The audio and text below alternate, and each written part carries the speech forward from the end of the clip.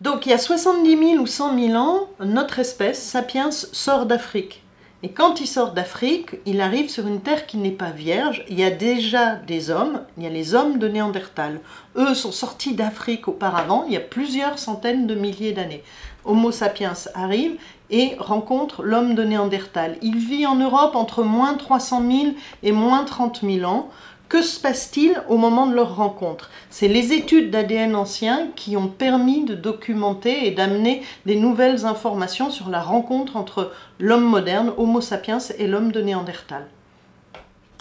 Alors Néandertal, c'est un homme, l'homme de Néandertal. Il vit en Europe d'environ 300 000 ans à environ 30 000 ans. En fait, son aire géographique, c'est l'Europe, mais ça s'étend jusqu'à la Sibérie.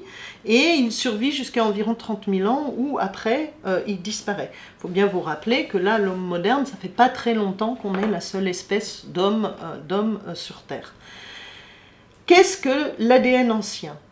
L'ADN ancien, c'est l'étude de l'ADN, non pas de personnes actuelles, mais de l'ADN que l'on peut retrouver dans des restes humains plus anciens.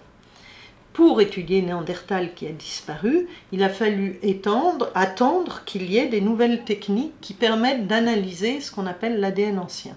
Et il y a un pionnier dans ce domaine qui a une équipe en Allemagne qui a développé tous les outils d'analyse de l'ADN ancien.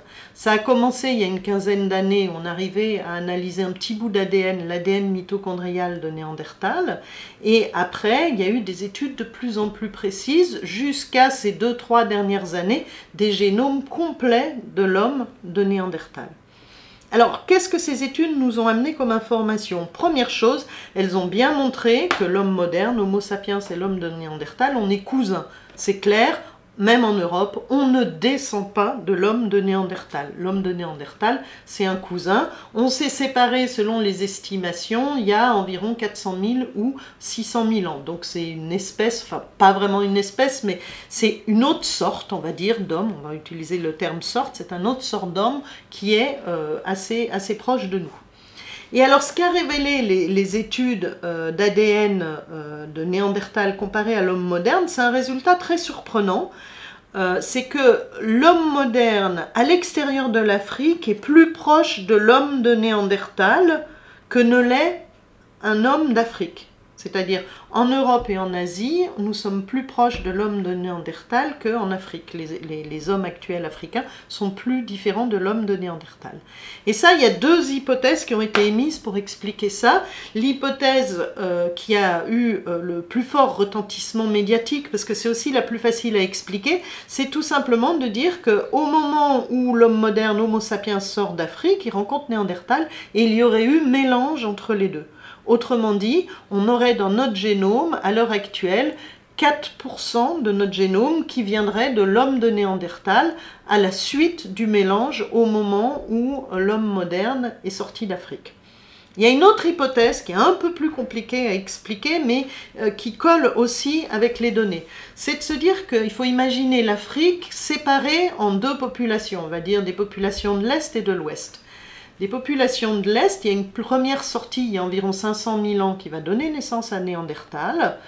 Les gens évoluent sur place en Afrique, Sapiens émerge et Sapiens sort à nouveau de cette population de l'Est.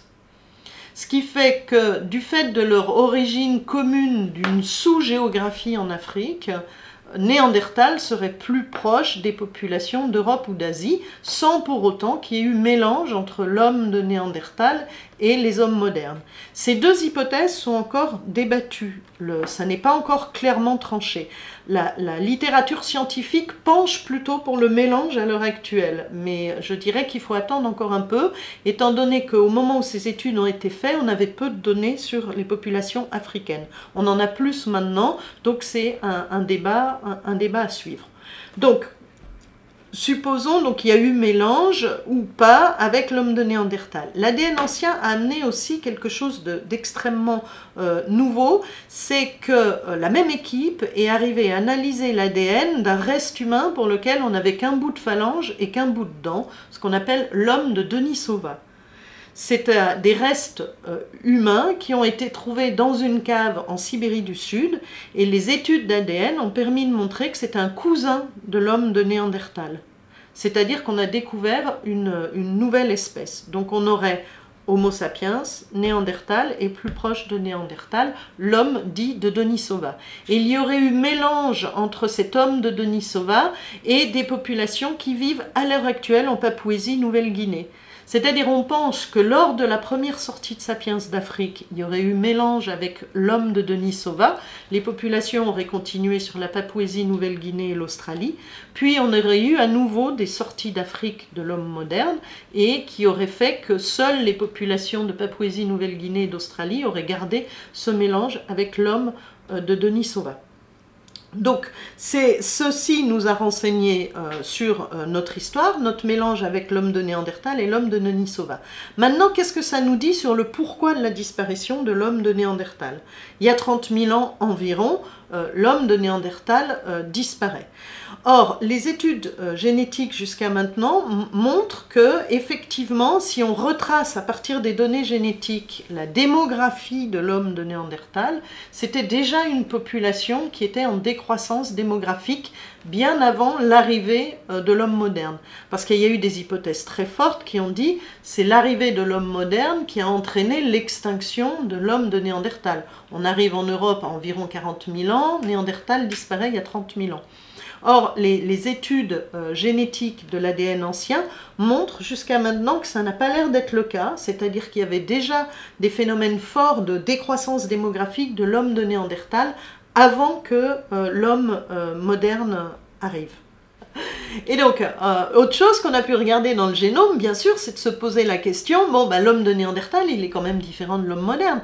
Qu'est-ce qui génétiquement fait qu'on est plutôt un homme moderne qu'un homme de Néandertal? La proximité génétique est énorme, je vous dis, on a 1% de différence avec le chimpanzé, on a 1 pour 1000 de différence entre deux êtres humains, ben Néandertal, on a 1 pour 1000 plus un petit 10% des 1 pour 1000, enfin quasiment rien du tout. Autrement dit, deux hommes pris au hasard assez différents sur la planète sont plus différents que certains sapiens avec certains néandertaliens sur l'ensemble du génome.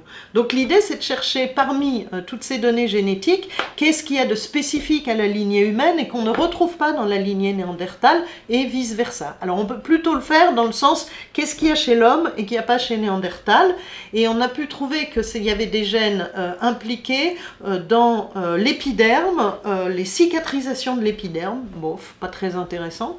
Ça, c'est la première étude. Et la deuxième étude a pu montrer que non, il y avait en plus des différences dans certains gènes impliqués dans les capacités cognitives. C'est-à-dire qu'on voit des différences génétiques entre l'homme moderne et l'homme de Néandertal dans certains gènes que l'on sait impliqués dans nos capacités cognitives. Donc ça pourrait en partie expliquer les différences entre l'homme moderne et l'homme de Néandertal. Bon, néanmoins, il reste toujours la fameuse question. Pourquoi l'homme de Néandertal a-t-il disparu ? Donc on voit que la génétique nous renseigne sur des histoires génétiques différentes entre les hommes et les femmes. Selon les sociétés, les hommes qui bougent plus, les femmes qui bougent plus. Et d'autre part, on a un autre volet qui est vraiment la génétique de la détermination du sexe, qui là est vraiment plutôt comment, à partir de données génétiques, on construit un homme et une femme du point de vue biologique qui sont légèrement, enfin qui sont différents. Par contre, il ne faut pas oublier que ce qui construit un homme et une femme, ça n'est pas seulement le déterminisme génétique, c'est aussi toute la construction sociale qui joue à partir de ce départ biologique, qui est en interaction avec ce déterminisme biologique.